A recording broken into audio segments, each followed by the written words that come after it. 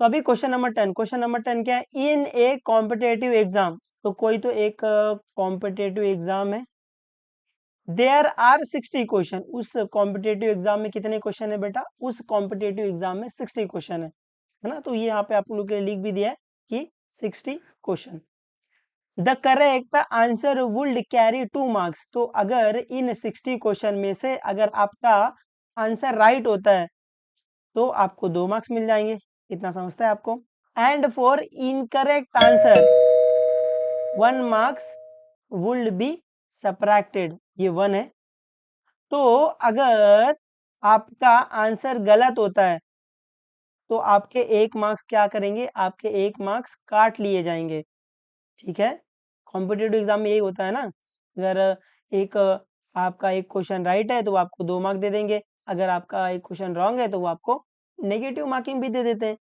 तो Yashwant had attempted all the question, ओ भाई साहब उसने सारे के सारे क्वेश्चन अटेम्प्ट कर दिए, मतलब 60 में से 60 क्वेश्चन उसने टिक करके आ गया वो, एंड ही गॉट 90 मार्क्स, और उसको कितने मार्क्स मिले, उसको 90 मार्क्स मिले।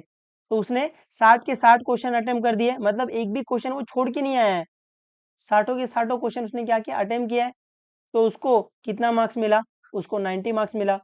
तो यहाँ से आप एक चीज अंदाजा लगा सकते हो कि अगर 90 मार्क्स मिला तो मतलब उसके कुछ क्वेश्चन राइट हुए हैं, कुछ क्वेश्चन गलत हुए हैं, क्योंकि अगर 60 में से 60 क्वेश्चन राइट होते हैं तो शायद उसको 2 इंटू 60 शायद 120 मार्क्स मिलता है ना, बट उसको मार्क्स कितना मिला बेटा, उसको मार्क्स मिला 90। तो यहाँ से अपने को ये थोड़ा सा आइडिया लग जाता है, अगर आप आइडिया लगा पाओ कि उसके कुछ क्वेश्चन राइट हुए हैं, कुछ क्वेश्चन रॉन्ग हुए हैं।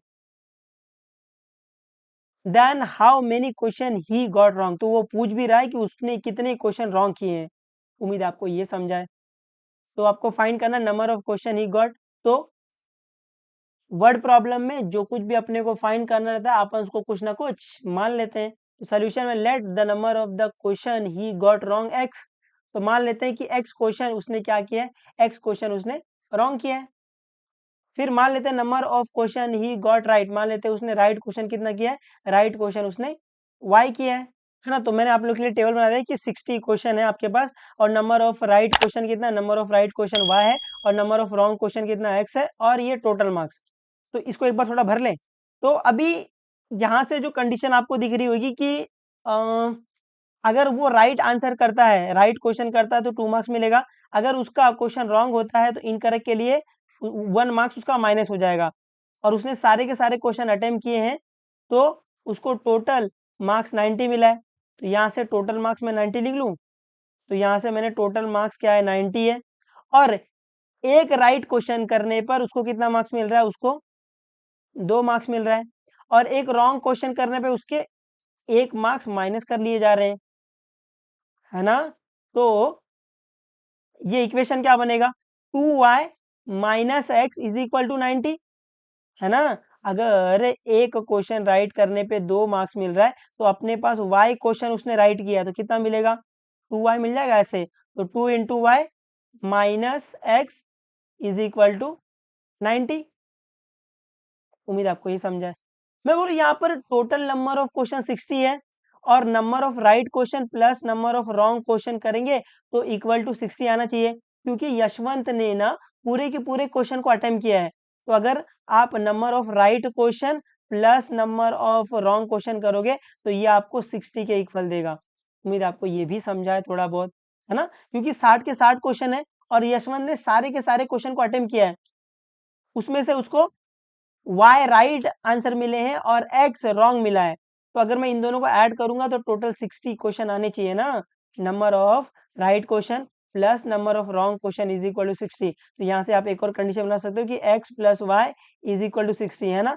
इसको बोलते हैं हिडन कंडीशन, ये कंडीशन दिखती नहीं है बट आपको ये देखना आनी चाहिए। ये समझा, 60 क्वेश्चन था, 60 में से उसने पूरे के पूरे क्वेश्चन को अटेम्प्ट किया है, उसमें से उसको ये इतना राइट मिला, इतना रॉन्ग मिला है। तो अगर मैं इन दोनों को प्लस करूंगा तो ये 60 आना चाहिए ना, तो ये x plus y is equal to 60, ये आपको थोड़ा समझना चाहिए, ठीक है। देयर आर 60 क्वेश्चन, तो कितने क्वेश्चन है, 60 क्वेश्चन है, 60 क्वेश्चन है, और number of right question Y है, number of wrong question X है, इन दोनों को अगर मैं ऐड करूंगा तो वो 60 के इक्वल आना चाहिए ऐसे। तो मैं बोल सकता हूँ x plus y is equal to 60, और इसको अपन इक्वेशन 1 मान लेंगे। उम्मीद आपको ये समझा है ना, ये हिडन कंडीशन होती है जो आपको पहचाननी होती है। अकॉर्डिंग टू सेकंड कंडीशन अभी, तो सेकंड कंडीशन क्या है बेटा, सेकंड कंडीशन दिया है Yashwant attempted all the question and he got 90 marks. तो यशवंत ने पूरे क्वेश्चन अटेम्प्ट किया और उसको 90 मार्क्स मिले। तो मतलब कुछ आंसर उसके राइट है, कुछ आंसर उसके रॉन्ग है। राइट आंसर के लिए उसको 2 मार्क्स मिल रहा है, रॉन्ग आंसर के लिए उसको -1 मार्क्स मिल रहा है। इन दोनों को मैं जब टोटल कर रहा हूँ तो इक्वल टू 90 आ रहा है ना। तो इसका मतलब 2 into y minus x is equal to 90 आएगा। तो 2 into y minus x is equal to 90। Generally अपन एक्स को आगे रखते हैं, है ना, वाई को पीछे रखते हैं, है ना, क्योंकि एक्स रहता है, वाई रहता है, फिर इक्वल टू कांस्टेंट रहता है ऐसे। तो इसको आगे ले लेंगे तो ये minus x plus y is equal to 90 आएगा, और इसी को मैंने इक्वेशन 2 बोल दिया है। उम्मीद है आपको समझा ये इक्वेशन और इक्वेशन 2, है ना। आप इस बॉक्स की मदद से इसको इजीली समझ सकते हो और इजीली कंडीशन को याद रख सकते हो, ठीक है। अभी फ्रॉम 1 एंड 2, फ्रॉम 1 एंड 2 मैं क्या बोल सकता हूँ, फ्रॉम 1 से बोल सकता हूँ कि x plus y is equal to 60। From 2 से बोल सकता हूँ minus x plus 2 y is equal to 90। तो अभी आपको दिख रहा है ये लीनियर इक्वेशन इन 2 वेरिएबल है। कैसे पता चल रहा है, एक वेरिएबल दो वेरिएबल कांस्टेंट इधर उधर चलेगा, ये भी लीनियर इक्वेशन इन 2 वेरिएबल है। कैसे पता चल रहा है, एक वेरिएबल दो वेरिएबल कांस्टेंट इधर उधर चलेगा। तो आपको दिख रहा है कि दो लीनियर इक्वेशन इन 2 वेरिएबल साथ में दिया है, तो अपन इसको बोलते हैं simultaneously linear equation in 2 variable. तो अपन इसको सॉल्व कर सकते हैं एलिमिनेशन से, अपन इसको सॉल्व कर सकते हैं सब्स्टिट्यूशन से। तो जनरली अपन एलिमिनेशन लगाते हैं, ठीक है। तो इसको अपन इक्वेशन 1 मान लेंगे, इसको अपन इक्वेशन 2 मान लेंगे। तो ये आएगा x plus y is equal to 60। अभी x के नीचे x का टर्म, y के नीचे y का टर्म, इक्वल टू नीचे इक्वल टू, कॉन्स्टेंट नीचे कॉन्स्टेंट का टर्म। तो ये माइनस एक्स आ जाएगा, ये प्लस 2 आ जाएगा, ये इज इक्वल टू 90 आ जाएगा। अभी अपन पहले स्टेप में क्या करते हैं, make coefficient same same, sign अलग अलग ऐड कर, sign same same subtract, make coefficient same same.